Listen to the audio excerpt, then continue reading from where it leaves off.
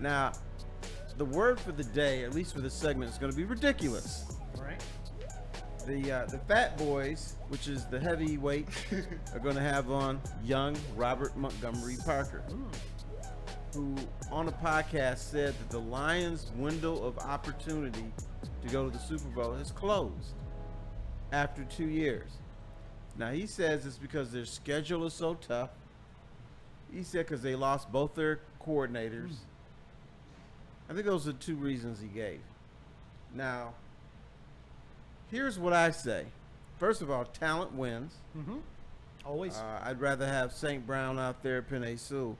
And let's say that the Lions struggle this year because they have new coordinators. Right? And they struggle this year because they have a tough schedule. Now, I don't know any better, but isn't there a season next year? Yep. And then the season the following year? Yeah. So isn't it possible that you could be like Philly and go through some growing pains, have some struggles, and recover from it? Yep. And Terry, this is going to be an arduous regular season for me. I'm telling you right now, and I think we all better mentally prepare ourselves because there is an even money chance. Oh, forget that. I'd bet a ton on this. The Lions aren't going to go 15-2 again. Yeah. They aren't. It's not going to happen. Okay. The Lions could actually, oh gasp, lose 3 more games than they did last year, and people are going to lose their mind. They're going to lose their mind. They're going to become what they detest. And what I mean by that is we all know. Wait, what is it? June 2nd. Today, can we all agree on one thing? What makes the Detroit Lions season a success in 2025? Super Bowl. It's what they do in the playoff. Period. Correct. And I'm with you. It's Super Bowl. Yep. Nothing short of that. Nothing short. I won't say, Now, golly gee, that was a good year. The Lions could play the New York Giants every week next season. I still don't think they finish 15-2. 15-2 is a fluke. Outlier. It's It is. It's an outlier. Especially with Check. 22 people on IR. Right. Right. It's insane.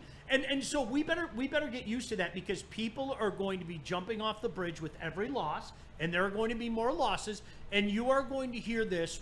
Like Spenny, I wish we could keep track of it, like in the booth, how many times somebody in the chat will comment, the window is closed, Yeah. or some facsimile that Rob Parker was right. People are going to say things like that. We're going to hear it all year. Now, We better are get you used going to to be it. a real man and stand up to that? 1,000%. Or are you just going to say, oh, yeah, you're right? 1,000%. When the Lions lost their first game of the year or their second game of the year last season, Tampa. because the first one was Tampa, and then the second loss they had after having 7 wins. SOL. People lost their mind for the Tampa game. It's crazy. They I- did. it And was they insane. lost their mind when they lost to the Bears and almost lost to the Bears. Yep. Yeah. People here don't know how to follow football. That's the thing that drives me nuts. And go 12-5, win multiple playoff games, get to the Super Bowl. That anything short of that, I'm sorry, it's failure. I was consistent with that last year. Spenny will get my back there. Yep. I said it before the season started. You guys, we've graduated. Just getting to the NFC Championship game isn't enough. And I'm sorry, just getting someplace they've never been to the Super Bowl isn't enough. No, it's about winning a championship now. Let me program you to something that's going to happen this season. All right? The Lions could win like 7 games in a row. And here's what we're going to hear from the fan base. Yeah, but they only beat the Bears by 7 points. There's something wrong with this team. They're on the way out. You guys don't see this. Why are you sipping on the Kool-Aid so hard? Be prepared for that. God forbid they lose back-to-back games. Oh, can't even imagine that. Which they haven't done in 2 years. Oh my gosh, It's going to happen. Can't even imagine that. Yeah. I mean, the despair that's going to come from that. But listen, the reality is, and I wish I would have done this overnight. I apologize for being lazy, and looked at how many assistant coaches or coordinators left the New England Patriots. No way. And they kept winning Super Bowls. No way. It didn't matter how many left. We got some breaking news. All right. Is it per Rappaport? Did we got it? Per Rap Sheet, Detroit Lions center Frank Ragnow's retiring. Yep. Per Ian Rappaport right now on X. Sources, Lions All-Pro reporter center Frank Ragnow, one of the game's best, has informed the team he plans to retire. A stellar career comes to a close. Well, if you caught our show yesterday, Terry and I, Frank Ragnow, came up and we made the point to say, I don't even remember the context, Terry, but I remember the conversation. We knew he didn't have much longer. He's a great guy. I'd love to go hunting and fishing with him. I didn't think it would be this close. It's nice to play chess when you draft, isn't it? Right, it is. It's nice to play chess. He's probably tired of wrapping up that toe. Dude is beat up. Yeah, he's got to be beat up because this dude would beat. He would go on the field no matter what. He is beat up. Wow. Well, and again, this goes back to what we talked about it to all the people out there that didn't like the Lions draft. This is why you look ahead and you play chess. And you're at the point right now with Brad Holmes where Brad Holmes wasn't looking at something so much to help this season as he was next year or the year beyond. And now, guess what? That's going to be put to the test right away. Let's not downgrade this or underestimate this or understate this in any way, all right? That's a huge blow because we had a known in Frank Ragnow, okay? Best center in the league. We had a known in Frank Ragnow. But you knew his days were limited. We did. And Brad Holmes, who we always make fun of, his whole thing is, how do I keep this offensive line intact? You got it. So he was working on that well before Frank Ragnow announced his retirement. That's why you play chess. That's it. You don't want to play checkers. I don't want a general manager playing checkers. You know how you get better in the year? You go make a deal. You go make a trade. And that's why the NFL is desirous of actually having the kind of trade deadline that we've seen in years gone by in the NHL. It's become so much less than, but in particular in baseball, Terry. And the NFL wants to, hey, listen, they want to own the yearly schedule. They already do. And that's another way to own the yearly schedule. You improve your team with those kind of moves. You build with the draft. And he's a guy that's been one step ahead. I'm still trying to process this. I have no other word to say that's devastating. It is. It is devastating, but you can still survive with the pieces that you have. Yeah. Frank, Offensive line Frank just posted on his Instagram. He put out a little press or just a post addressing the fans. This is per Frank Ragnow's Instagram. He said, these past couple months have been very trying as I've come to the realization that my football journey is ending and I'm officially retiring from the NFL. I've tried to convince myself that I'm feeling good, but I'm not, and it's time to prioritize my health and my family's future. I've given this team everything I have, and I thought I had more to give, but the reality is I simply don't. I have to listen to my body, and this has been one of the hardest decisions of my life. The Lions organization has been absolutely incredible throughout this process, and I can't emphasize this enough, how grateful I am for this team and all the fans. It was an absolute honor going to battle for you all. Great Right. dude. Great Yeah, it dude. is. But you know what this sounds like to me? He sat down. He probably had his head down and said, I'm sick of this shit. It's time to roll. Yep. Because the toughest part for athletes is not playing the games. It's getting through training camp. It's getting through the pain. It's getting through all that stuff. And if you can't do it now, you're not going to have anything for the regular season. What's the old saying, Terry? When you have 1 foot out the door, there's no such thing as that. You legitimately have 2 feet out the door. Right. And it sure sounds to me like he had 1 foot out the door for a while. Like I said, we talked about it yesterday. Like you knew the end was nigh. Mm-hmm. I don't think anybody thought the end was coming as quickly as it did. And it's, hey, listen, let's pat Brad Holmes on the back in one regard, on one hand, and say at least he had some forward thinking and again was drafting like chess. And on the with my other hand, I'm going to go like this, because you don't just replace Frank Ragnow. No. You don't. You don't just replace Frank Ragnow. Let's not sugarcoat it. Let's not be. We were talking in the last segment about blowing smoke. I'm not blowing smoke up anybody's ass. No. If you're one of those people, you are concerned about the Lions. This is a big reason. It is. I don't. Spenny, I don't care. That's a huge blow. That is a huge blow to the Detroit Lions. He is the best center in football. He, yeah, It's tough. And the interior offensive line is where the Lions struggled against the Commanders already. So having Frank out of there, I would assume that moves, because you're not, I don't know if you're going to start. Tate Ratledge has been taking snaps with the first team at center. I don't know if week 1 you're starting a rookie center. I'd assume they would move Graham Glasgow over to that center spot and then put Ratledge and Mahogany at the guards. But we'll see. Like I said, Tate Ratledge has been taking snaps with the first team at center. So we'll see. But you're putting the team in a position that we all can agree, Terry, they don't like to be in. They don't like to throw the rookies out there. They really don't. They don't like, they're kind of old school. I always say, like Bill Parcells. Bill Parcells always used to say, nothing good about rookies. All they do is make mistakes, okay? It's only out of necessity that I think you saw Bill Parcells do it. And quite frankly, you know, there have certainly been some times we lived the experience with Terry and Arnold last year. But Terry, legitimately, this is a position they didn't think they'd be in this year. No, but they were preparing for it to happen next year. Yep. And Brad Holmes, he says stuff without really saying it. But when you listen to him, he says, I don't really trust rookies. So everybody wanted, Brad, bring in a edge rusher. Brad Holmes didn't think that edge rusher would help them no matter who it was this year. So he wasn't willing to move up. He wasn't willing to do deals. If something fell in his lap, like Hasusan and the 6th round, then he'll go for Fred. And if you have to make a deal, I know people have clamored for it the last 2 trade deadlines. If you're not getting the kind of impact out of your D line that people are expecting or that they're expecting, maybe you make that deal there. Spenny, I got to be honest with you. See, you can't see what Terry and I are seeing, all right? So I'm looking at Spenny right now. And behind Spenny, there's a glass window where, like, the whole social media team is. I'm not joking.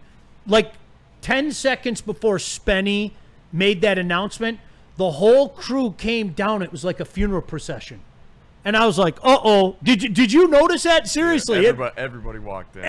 Literally, they all came walking down the hallway, and they're both everybody was looking at Terry. And they didn't say anything. That 1,000-yard stare. These dudes are the loudest people in America. They just yelling and screaming and all that. They just came in like this. I knew it was bad because they all had the 1,000-yard stare. So we were waiting on bated breath. But, yeah, again, in case you're just joining us, Center Frank Ragnow calls it. Frank, go enjoy life. Go on a lake, fish today. You need a hunting partner, give me a jingle. We can go hunt together. And what a Sean bummer. will smoke a bear. I will smoke that bear so fast. We'll find a way. I'll go fishing with you too, Frank, if Sean's All right, going let's hunting. go. JB just gave me a fishing pole a couple weeks ago. So. Oh, you smoke fish, T? You ever smoke the fish on your smoker? Stephen Baffey in the Woodward Sports Chat with a super chat. He says, I hope they bring Frank back as an assistant offensive line coach. He is so valuable to the locker room and the team. And hopefully that will happen. But in years past, and we have to go back to how bad this organization was, they didn't bring their former players who had so much knowledge to help the younger guys. Let's see if this changes. And it's not to say that he will be an assistant coach, but Frank Ragnow says, I want to come back, give me a coach's shirt. The old Lions would tell him to go to hell. Let's see if he does that this year, if they say, okay, Frank, let's go. Let's roll. T, that's why honest to goodness, I think the most underrated move of this franchise and its revitalization, okay, its renaissance, is Chris Spielman, for the reason that you just gave. If anybody understands what didn't work for this franchise, and quite frankly, the toxicity of this franchise behind the scenes, it was Chris Spielman. He lived it. That man wanted to win more than any other human being. You saw it every time you walked in the room. You saw it every time there was a camera on him. He wanted to win more than anybody. I don't think that move gets enough credit. Bringing Chris Spielman in here, who could say, that don't work, that ain't the way to do it, that ain't the way to do it, because he lived it. And that was a huge, huge part, I think, of the Lions' culture change. I agree, because former players were always upset because they would bring in somebody from like Matt Millen or somebody from the outside who didn't understand the problems that the Lions had. They just said, oh, well, come in and get a couple players and we'll be good. No, you had to change a lot of things. You had to understand a lot of things about the Lions. Now, the former players understood it. They wanted to change this thing, and the Lions were like, nah, we good. A lot of good people have offered to help the Detroit Lions, and the Lions have decided to go with bad people. Not today, though. That's why it's a different organization, people. I think you'd be surprised. Like, honestly, Terry, and I'm sure you know more than I do, some of the people that basically said, yeah, I want to stick around. And they said, nah, no thanks. We got another super chat from Ted Sauce, too. He says, I love Frank. Sad to see him go. Too bad no team has had the best center in the league retire and then win a Super Bowl that same year. A lot of Philadelphia Eagles. Philadelphia Eagles literally did it last year. Is what he's talking about. But yeah, the comparisons between the Philadelphia Eagles and the Detroit Lions this year are just continuing to mount up. It's scary. I'm going to tell people again. I remember sitting in here a year ago at this time, sitting on a show with Neil, and there were some people, I'm not going to mention any names, that were just already dismissing the Philadelphia Eagles. Already. Sirianni lost the room. He's going to end up getting fired. I'm like, the fuck you talking about? Like, I'm serious. Now, did I expect the Eagles to do what the Eagles did? No, I didn't. But you don't just dismiss a team with that much talent and with a witch as a general manager, okay? And he is, in my mind, he's the best general manager. And we have a guy that's not too far off it, but we got to give that guy his flowers. And so I think when people get in the business of dismissing, but Terry, the timing of this is incredible. It's almost like you planned this, you son of a, because we're going to deal with this all year, and it just ratcheted up about 15%. The only difference is Frank Ragnow doesn't have a brother dating Taylor Swift. Other than that, this is that like we know of. That we know of, right? Yeah. That we know of. They don't. Oh, dude. That's Well, nice. That's let why it begin. That's why you drafted 3 interior offensive linemen in the past 2 seasons. So has anybody dropped 9 and 8 in the chat yet? Like, I'm waiting for my first 9 and 8. No, we haven't Feel gotten that. like- But we've gone from top 5 to bottom 5 offensive line in the league. Like 10 Oh, really? times, so yeah. Like, Damn it. Panay Sewell does exist. I was say, did Panay Sewell retire? I feel like Bobby Bacala right now, after his wife Karen gets in that car accident. Just like his memories of Frank Ragnow. We It's can just pull out like one hanging on last- to him like baked ziti. I'm Yeah, I was never gonna gonna say. eat that ziti. Pull one last Frank Ragnow Big ZD out of the freezer. Man. It's huge. Let's not try to downplay it. It all is right, huge. I refuse to be that guy. I wasn't that guy. Like, you guys, whether we want to admit it or not, it was staring us in the face from Thanksgiving on last year. You cannot have that many injuries and expect to get to a Super Bowl. You can't. And I know nobody wanted to hear it. And it, you know, I know I took a lot of shit for saying it on one of the shows. They put that clip up there, and you guys, that was reality. Okay, it was too many injuries, and I'm not gonna discount them making the run this year. I agree, but I thought it would last one more game and then probably run into trouble then. Same thing. It happened maybe a week earlier, but you can't just dismiss this. Yeah. Frank Ragnow's gone, man. He's the gone. best But center in the game. I want to quote my late Aunt Margot, who always used to say, "One monkey don't stop no show." So you got to keep moving. The offensive line is still going to be good. They have athletes out there. And if Panay Sewell retires, then maybe I'll change my mind. Yeah.